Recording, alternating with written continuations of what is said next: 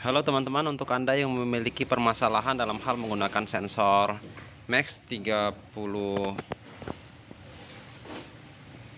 100 atau 30102, ini ada kesalahan cetak di pabriknya di China ya. Jadi sensor yang kita beli ini nggak bisa dipakai ya. Sensor yang kita beli nggak bisa dipakai. Nah, bagaimana caranya agar sensor yang kita beli yang memiliki cacat produksi ini bisa kita pakai? Maka kita harus melakukan sedikit trik atau sedikit modifikasi dalam hal penggunaan sensor ini. Mengapa? Karena setelah ditelusuri ada kesalahan cetak sedikit, walaupun sedikit tapi hasilnya sangat fatal, sehingga mengakibatkan sensor ini tidak bisa bekerja sama sekali.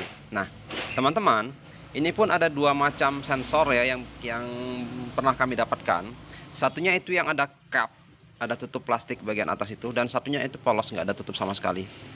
Tapi secara fungsionalnya sih sepertinya sama saja, hanya saja mungkin beda desain produksi ya. Tapi saya kira untuk kasus yang sekarang ya, untuk cap kita akan membahas yang cap masih bisa belum bekerja juga. Ini ada sedikit triknya ya, itu bisa dilihat di bagian kaki yang saya solder ya. Ini saya fokus sedikit ya teman-teman ya. Aduh, kok nggak bisa? Itu ini saya pandu sedikit pakai obeng. Ini teman-teman, yang ada bagian ini itu di short ya, karena fungsinya itu untuk supply-nya ya. Itu di short, terus nanti bagian kaki yang itu dilepas. Nah, seperti ini teman-teman. Itu nanti di cutter ada yang sudah dipasang, udah berhasil jalan. Oh iya, ini saya mau kasih lihat satu buah alat, namanya apa ya, kita kasih nama. Jadi alat ini memiliki fungsi untuk membaca blood pressure. Kok bisa kuram materinya? Sebentar. Kuram. Atau tekanan darah. Jadi tekanan darah kita bisa ukur pakai alat ini. Tekanan darah itu nanti akan menghasilkan 3 pembacaan sensor ini, blood pressure-nya, yaitu adalah heart rate atau detak jantung. Yang kedua adalah systolis dan diastolik. Jadi 3 parameter bisa kebaca dengan sensor belt ini ya, yang dipasang di lengan. Nah, mereka berkomunikasi dengan Arduino itu menggunakan I2C communication atau I2C. Ini kemudian masuk ke sini ke pin I2C. Terus kemudian ada sensor tambahan, sensornya adalah oximeter untuk membaca kadar oksigen dalam darah, serta temperatur sensor atau suhu yang biasa temperatur tubuh, perubahan suhu pada tubuh itu bisa dibaca juga. Alat ini ditenagai dengan baterai lithium 18650 satu sel saja, tapi karena satu sel itu 3,7 volt, itu kita invert lagi supaya dapat 5 volt.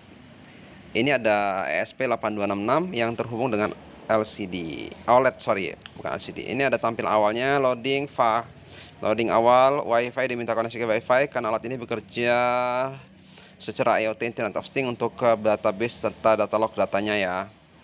Nah, sebenarnya blood pressure ini merupakan modifikasi dari satu unit blood pressure pabrik China yang dimodifikasi supaya terkendali langsung dengan Arduino. Di sini menggunakan Arduino Nano untuk kepentingan ukuran ya. Jadi karena kalau pakai Uno atau pakai Mega bakal nggak muat, karena ini sifatnya adalah wireless, jadi maksudnya nggak ada kabel sama sekali, cukup di satu alat ini aja.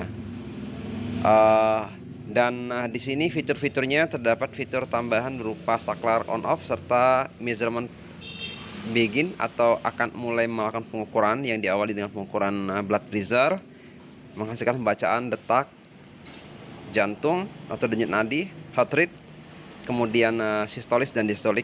Lalu kemudian nanti akan diikuti dengan pembacaan temperatur maupun heart rate-nya, oximeternya atau oksigen dalam darahnya, yang kemudian akan tampil dalam aplikasi yang bisa diakses melalui smartphone, baik itu dalam platform iOS ataupun Android ya. Dan itu bisa disimpan datanya dalam server. Nah, demikianlah untuk Oh iya, saya lupa tadi. Nah, bagian yang diputus ini akan kita putus. Saya pause dulu videonya, saya jeda dulu. Nah, teman-teman semua, ini adalah penampakan sensor yang udah diputus kabelnya. Jangan lupa PCB-nya, maaf. Itu di bagian, oh sorry.